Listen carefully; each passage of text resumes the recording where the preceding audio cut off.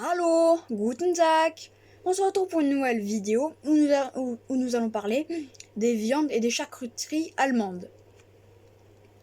Je m'aide un peu d'internet, mais je lis pas bêtement, sans comprendre juste ce qui a marqué. Il y a des fois je lis, je parle avec mes mots à moi, et j'explique les mots qui peuvent être complexes. Qui peuvent paraître complexes. Voilà. Donc, l'Allemagne est principalement connue pour la diversité de ses préparations à base de porc. Cela représente près de la moitié de la viande consommée en Allemagne. Les saucisses se déclinent sous plusieurs formes. Wiener Würstchen, petite saucisse de Nuremberg, saucisse de Thuringe, la Weisswurst de Munich, donc la saucisse blanche de Munich, donc de Bavière, Currywurst de Berlin,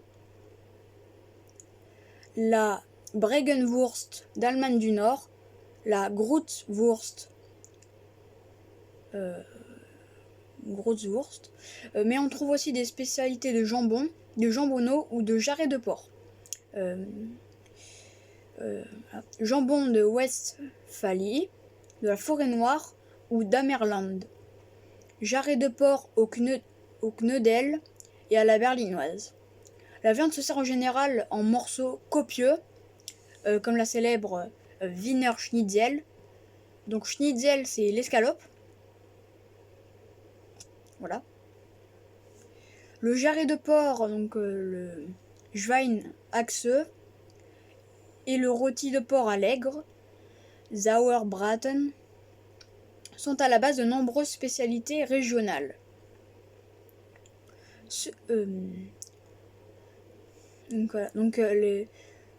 Les Allemands préfèrent une cuisine de transformation comme les saucisses. Le Saumagen, panse de porc farci d'un mélange de viande de porc, de chair à saucisse et de pommes de terre passées au hachoir. Les boulettes de viande plutôt que les grillades. Cependant, le simple rôti, il peut être de bœuf ou de porc, est un plat très apprécié et sur la cuisson duquel il existe toute une littérature. Voilà. À côté de la charcuterie, on trouve aussi de la viande de bœuf qui se situe particulièrement en Bavière. On en trouve particulièrement en Bavière. Du gibier, sanglier, chevreuil, lapin et de la volaille. De l'oie dans le nord, du poulet, dinde ou canard. L'agneau et le cheval sont assez mal représentés. Voilà. Bon, eh bien les amis, c'est tout pour la viande et la charcuterie. On passe au poisson. La mer Baltique et aussi la mer du Nord, elles fournissent à l'Allemagne une grande quantité de poissons de mer, comme le hareng, fumé ou mariné, l'anguille, soupe d'anguille, ou la plie.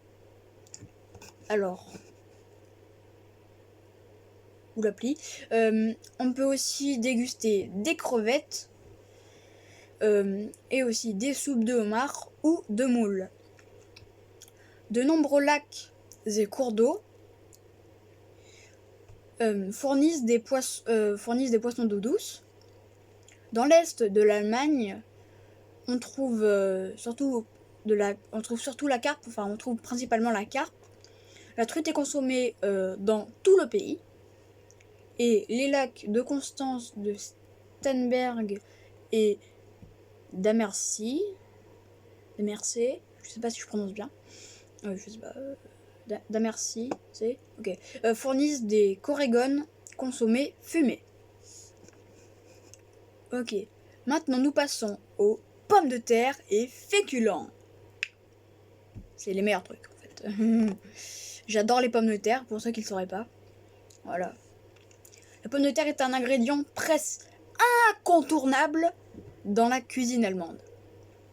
On la trouve en salade, Kartoffelsalat, en purée, en pomme vapeur. En pomme vapeur, sauté à la poêle. On les trouve aussi sautés à la poêle. Voilà. Bratkartoffeln. Ou en quenelle. Kartoffelknödel. La frite n'est arrivée que plus tard, vers 1960, introduite par les Allemands de l'Ouest, prenant leurs vacances sur les côtes belges et néerlandaises, et ils avaient apprécié le goût, quoi, qui en avaient apprécié le goût. Les Allemands, ils consomment aussi des pâtes, Nudeln, principalement dans le sud-ouest, comme les Nouillolar, Schinkennudeln. Certaines sont à base de pommes de terre, donc des pâtes à base de pommes de terre. Voilà, donc Schupfnudeln. On mange aussi des pains soufflés à la vapeur, donc Dampfnudel. Donc, les amis, maintenant nous passons aux fruits et légumes. En fait, cette vidéo, elle répertorie la cuisine et les aliments en Allemagne. Elle répertorie surtout les aliments qu'on mange en Allemagne, les plats qu'on cuisine, etc. Donc là, on passe aux fruits et légumes.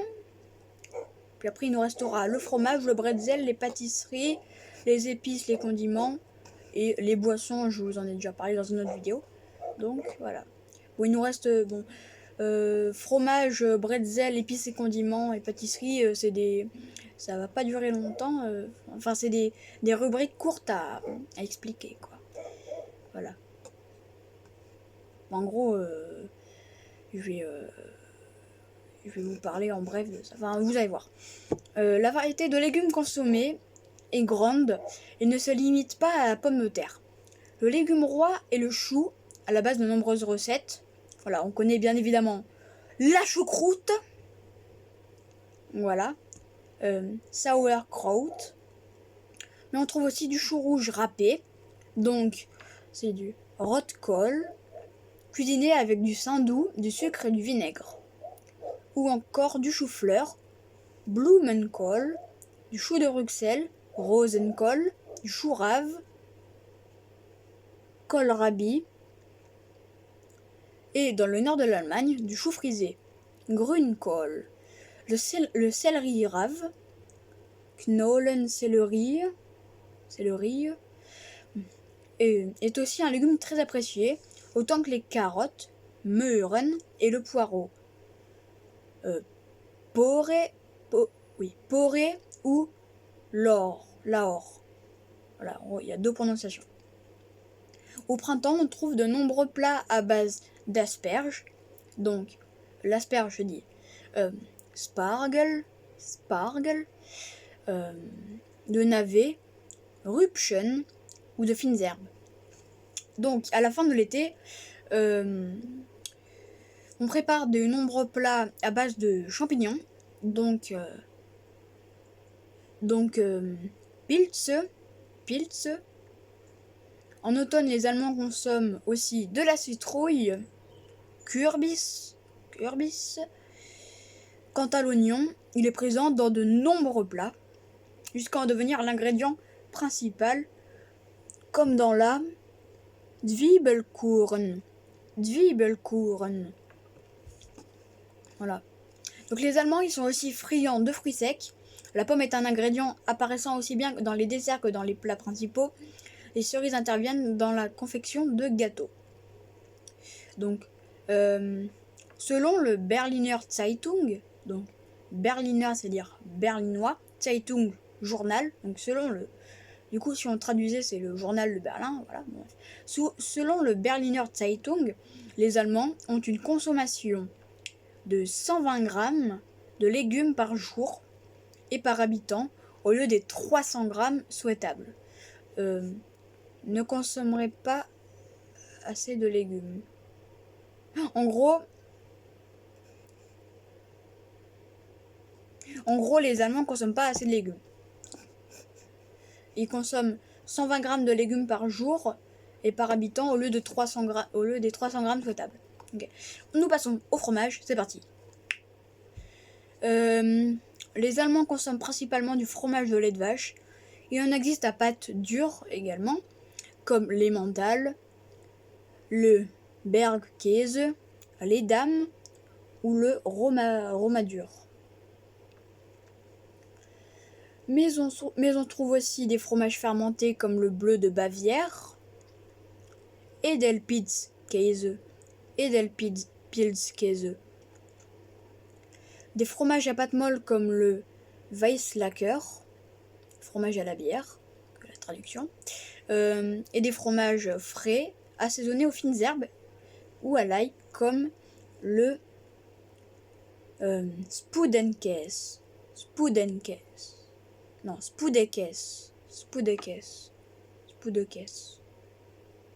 Voilà, donc des fromages frais assaisonnés aux fines herbes ou à l'ail comme le Spudekes. Voilà, j'espère que je prononce bien. Voilà. Donc, nous allons maintenant parler du pain. Tout à l'heure, quand j'ai dit qu'il restait le fromage, le bretzel et pâtisserie, j'ai oublié qu'il y avait marqué pain. Enfin, j'ai oublié le pain.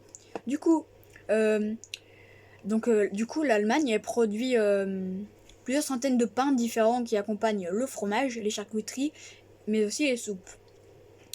Parmi les différents pains, on peut noter le Weißbrot, un pain blanc, le Schwarzbrot, donc un pain noir, le Vollkornbrot, un pain aux céréales, et le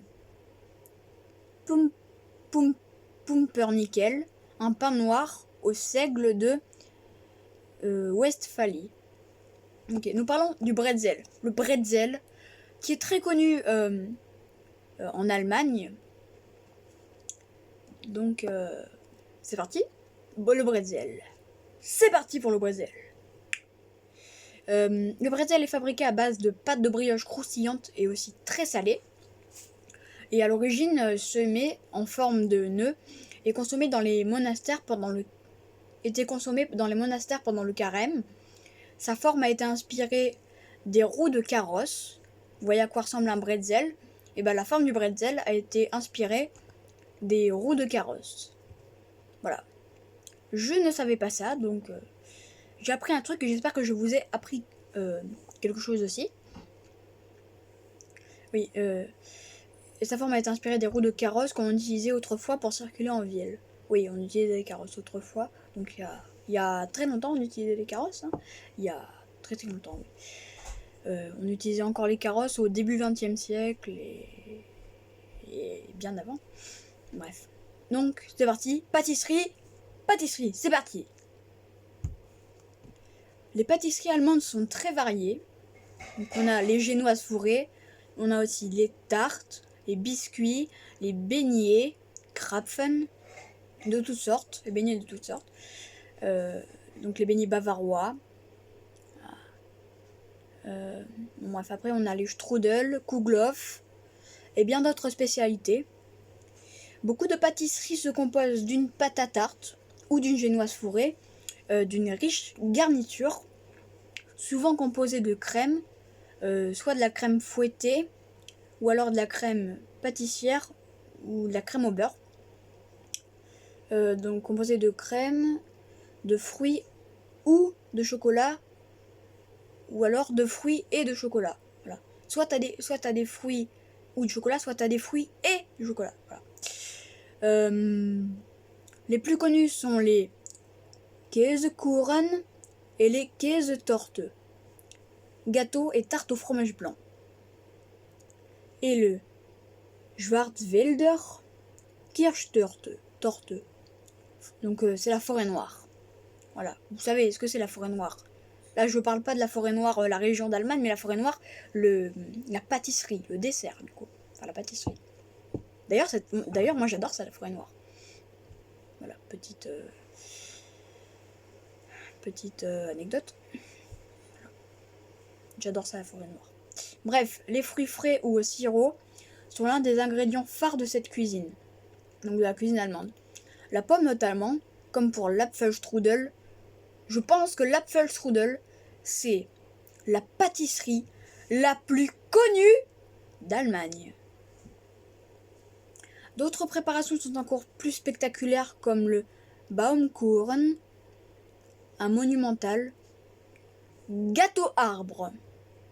Oui, gâteau arbre. Bon, il n'est pas à base d'arbre, mais c'est son nom, quoi. Baumkuchen. Donc, ce gâteau arbre, il est cuit sur une broche. Noël était également une période très importante où le pain d'épices, Lebkuchen, ich liebe Lebkuchen. Je viens de dire, j'adore le pain d'épices. C'est tellement bon le pain d'épices. Ich liebe Lebkuchen. Ja. Bref. Excusez-moi. On continue. Qu'il soit en forme de maison ou accroché au sapin. Oui, donc le pain d'épices, qu'il soit en forme de maison ou accroché au sapin.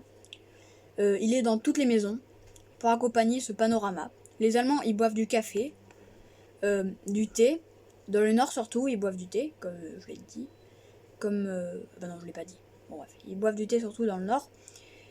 Ou du chocolat dans les Konditorreihen, très abondants en Allemagne. C'est parti pour épices et condiments. Donc c'est parti pour épices et condiments. Épices, reine en Allemagne, le réfort râpé, qui est mélangé à de la crème fouettée ou de la moutarde et servi avec du poisson. Et aussi, il est aussi servi avec les plats de viande ou de saucisses. On trouve également le curry qui sert à parfumer les currywurst. Donc c'est des sortes de saucisses. Les currywurst, c'est des saucisses au curry. Voilà, donc les currywurst. Ouais. Les cornichons accompagnent naturellement les plats de charcuterie du matin. Et la cannelle, elle aromatise certains desserts ainsi que le chocolat chaud. Et c'est un ingrédient essentiel dans les mélanges d'épices pour les gâteaux de Noël. Voilà. Le carvi, Kümmel, à ne pas confondre avec le cumin, qui se dit Kümin ou Kreuzkümmel, est utilisé pour parfumer pain et fromage. Voilà. Donc j'avais dit qu'après il y avait les boissons, mais j'en ai déjà parlé dans une précédente vidéo, que je vous invite à aller voir si vous ne l'avez pas vu. Donc les amis, c'était Joris, je vous dis Auf Wiedersehen, abonnieren. Vous vous souvenez que abonnieren, ça veut dire abonnez-vous. Bon, après c'est pas compliqué à comprendre, bref. Auf Wiedersehen, abonnieren. Hey!